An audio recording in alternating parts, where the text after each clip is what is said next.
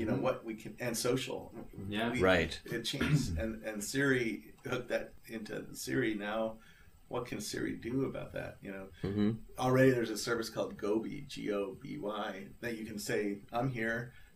Where's all the hiking trails around here? Right. You know, and it's cool. It shows it on a map. You know, Realtors.com had a map where you just look at the city. Oh, I want to live in that part of the city. You circle it, and it shows all the houses available in that part of the city. Right. You know, and you know, and then you hook that into a calendar. You start saying, oh, okay, I have 5 houses to look at. I can't do all 5 today. Let's do 2 today. Well, that's a calendar. Yeah. You know, let's do 3 tomorrow. Yeah. And the calendar then has to get the realtor, you know, could talk to my realtor and say, hey, I got to look at houses tomorrow. Can you make, you know, these 3 houses happen? Well, that's a calendar. And so there's a calendar underneath. It might not be the UI. grid. Right. But You might not the look data. at the grid, but The data the structure data's is there, and the assistant, like Siri that you're talking to, is going to make the deal with, you know, she'll talk to my, you know, the Siri app will talk to my realtor's app and make a deal and find out that she's available or not, you know. Let's talk about privacy for 2 minutes, because it's something that's kind of comes up. One of the things that we certainly notice and we've talked about is that, you know, the Valley has a very unique perspective on that, and as you move to the Northeast, there's a different viewpoint. But as an example, I just want to kind of start off with, how many Foursquare friends have you got? 9,000. Okay. And 3,000 on Go On. And you know. Twitter? 130,000. Right. Yeah. Facebook? 1,700, and then 11,000 on my public page. So you're living your life in public very much. Your autoresponder's got your cell number. Yeah. Your home address. Hasn't rung, has it? You know? This is the weird side. People are afraid of shit that they don't know. Yeah. But once they know, it's like, why didn't, you know, you get really good phone calls, and if you get a spam call, you hang up on it. It's like, it's not that big a deal, and I don't get that much stuff. My email, actually, I get far more spam and intrusive kind of things on my email than I do on my phone. But people are unlikely to pick up the phone after they receive that autoresponder and say, hi, Robert, I want to talk about these kinds of things. Yeah, it's something about voice. Is like, I'm only going to call them if I have something really interesting to say. With all of that kind of living in public, is it ever presented kind of, you ever feel like people are crossing the line with you? Not because of that. I can't walk around an exhibit hall at a tech conference and not get accosted. You know? Right. But that has nothing to do with the fact that I checked in on Foursquare. Well, they don't accost me because I check in on Foursquare. They check in because, oh, there's Scoble and I want to pitch him my product. 100%. But they're looking for you once they see you on Foursquare check in, right? I haven't noticed really the difference, you know. And personally, if I'm checking in at a tech event, I'm okay with it anyways. Right. I know what's going to happen. You know? Right. And, but it doesn't happen. People don't come out to where I am.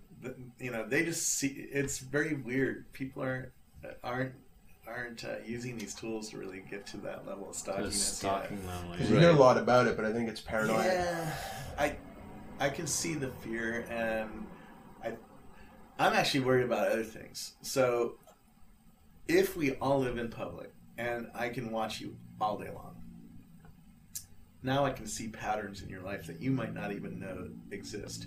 And the credit card, I talked with somebody who works at Visa, and he says, he says they can predict somebody's going to get a divorce a year before they're going to get a divorce. How? Because their spending habits change, and you start doing things with your money to protect yourself against impending bad events in your life.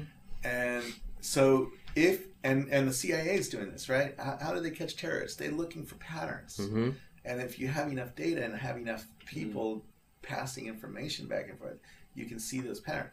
You know, if a Rackspace executive keeps flying to a certain company and keeps visiting there, you can start saying that guy is making a business deal or being acquired or something like that, right? Or changing companies, right? So now you start calling all of his friends at work and going, why is he always visiting Amazon or what? You know, and wow, we didn't have that pattern before.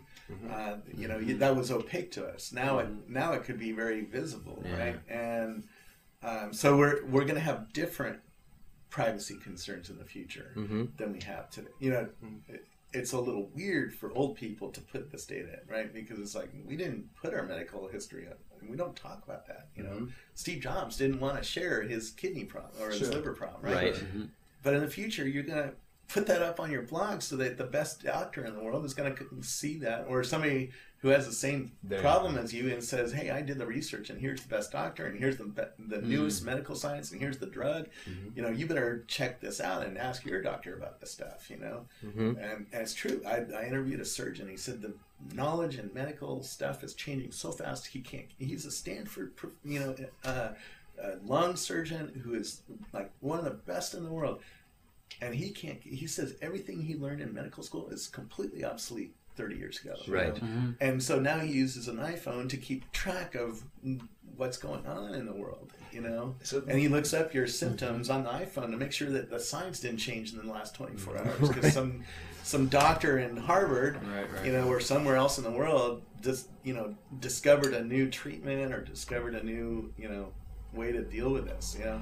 So let me, you know, this comes back to too much information in some ways, right? And we see part of our responsibility is this data flows into your calendars to help contextualize it, right? You got these huge pipes out there. You want to bring in a Twitter stream. It's meaningless unless you contextualize it. Yeah. You of all people must just have this flood of data coming in. Can you talk for 2 minutes about how you deal with that? I mean, as an example, I get your autoresponder, and it's clear there's no way you're responding to every email. No. You have too much else going on in your life. No, especially if I do interesting stuff like this.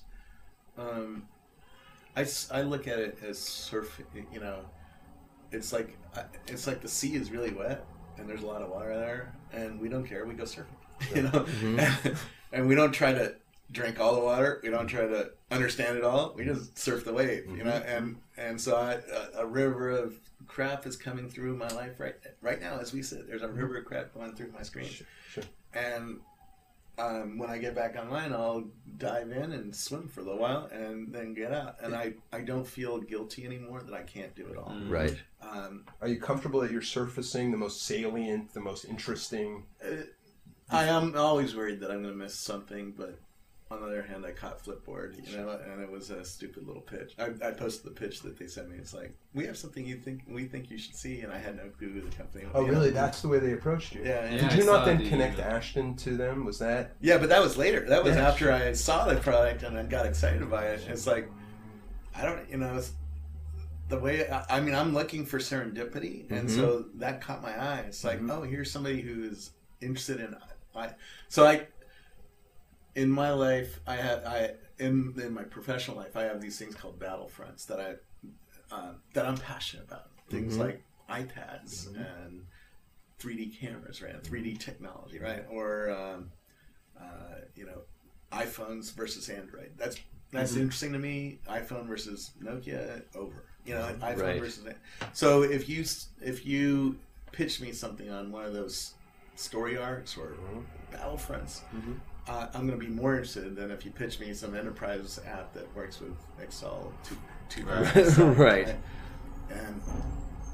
And so, yeah, they pitched me, and it's like, it had keywords like iPad, social media, you know, and they were reading me, and it's like, okay, what's up with this company?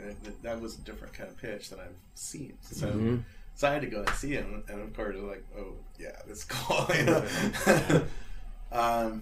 But anyway, I'm chasing those kind of serendipitous experiences. I think that's why I liked Foursquare so much. Foursquare is serendipity around place and serendipity around people. So I'm in Paris. I have no idea where I am, and I don't really know what I want to do. I'll check in and see, did anybody leave any tips? And you know, one of the tips, this is a real world. One of the tips was the best French bakery is right around the corner. It's like, I would never have searched for best French bakery, but I found it, and it was an extraordinary French bakery. You know, and when I get into Atlanta, I checked in at a restaurant. I said, "Try the fried bacon. It's not on the menu." You wouldn't have found it on the menu if you just read the menu. You had to read Foursquare and find this little tip that somebody left. You know, and it's serendipity, and it makes your experience better, and it gives you stories to tell your friends. And isn't the obligation to move it from serendipity to real intelligence, though, so that you're kind of ensuring that flow? I don't know, because you know what? If it's real intelligence, then everybody goes there. And then it's not serendipity anymore. It's not, you didn't find the piece of gold on the street, you know, by running across it. Sure. I mean, because, you know, Foursquare, beyond the check-in, has this really rich repository of metadata, right? And that's really what you're talking about. If you look at it in terms of the individual, you were talking about patterns before. Not only are you seeing time and place, but you're seeing interests, right? Eventually, I mean, I would love to see a system where I could say, show me all the Half Moon Bay restaurants, but only show the reviews written by people who have been to 4 barbecue places or more. Get rid of everybody else, because I want to see what the meat eaters think. Right. I want some meat. You know, and, and I don't care what the fish eaters think, and I don't care what the veggies, you know, the vegans think, because they're not meat eaters. They don't know what the best meat places. So I want to just study what the meat eaters think. Right. You know? And I can't do that today. You know, but eventually I think we will be able to. All these location systems are building that kind of database, and you could chunk it out like that. One of the things that we see the calendar of the future to do, it's actually even shorter than the future, but is about helping you understand how you're using your time. And then giving you recommendations. So like a Mint model where you're studying your credit card. And exactly. Saying, hey, you went to sushi restaurants this many times and you're spending too much money. Right. And that's part of why we the first fundamental is being able to aggregate all the data from all your calendars, but also from Foursquare, from any feed that you may have, and then from there giving you analytics. So that you can start doing some really cool stuff. That's just Linda Stone and I have been talking about that, and she asked me how do I manage my attention, not manage my time. Because managing time is like what am I going to do for the next hour? Right. But how do I manage? To do this? How do I make enough time? And I thought back, and it's like I was at the first food camp, and I eventually got kicked out, and now I'm back again, which is so funny. But I told Tim O'Reilly this. I said, you know what? The first 2 were so magical. I wanted to do that every day of my life. That was sort of, I want to live a food camp life every day of my life and be interviewing or talking with some geek who's changing the world. And have that experience. So that was it. I said, I'm going to do an interview every day of my life. And it'll be an hour or 2 hours or something like that. And that'll be my first thing I put on the calendar. And I'll try to focus all my energy into making that happen, right? Yeah. And that's hard to communicate with a calendar, because it just is. It's hard to say, oh yeah, I got my life directive done today. Right. And especially Tungle Me actually works against you, because people can skip if you because I started putting my Tungle Me out there. Right. I actually pulled my Tungle Me a little bit back. Because people would just take every freaking hour of your day and for stuff that I didn't care about. That's not a food camp experience. That's like a stupid company. Come on. And they want 2 hours on top of it, right? Well, or worse, I don't even care about that, because every once in a while I see a company that I think is stupid, and then it turns out to be brilliant, right? But there'll be a company here and a company here, and they'll take the 45 minutes right in between. And I'm like, I got to travel between here and here, Yeah. So then I had to start blocking things out and that. But it also, I like thinking about, the pacing of a week and the day, and if I'm letting other people be in control of my calendar, I can't do that. And they'll take every available hour because they want my attention. And so I got to remember, I need to exercise. I need to spend time with the family, and I'm not doing enough of that. Are you scheduling that stuff just out of curiosity? I made it so that Tungle can't take more than a couple hours a day, so people only can have a few hours. And I'm blocking morning time out. I don't do anything in the morning usually. But yeah, I even stuck you guys in at 10, which I appreciate. I usually don't, but that's why I sort of keep before 11 open once, so I can sleep and do some exercise and stuff like that. Speaking of sleep, you roll over in the morning. what's the first thing that you kind of grab, and what's the first thing you look at? Flipboard.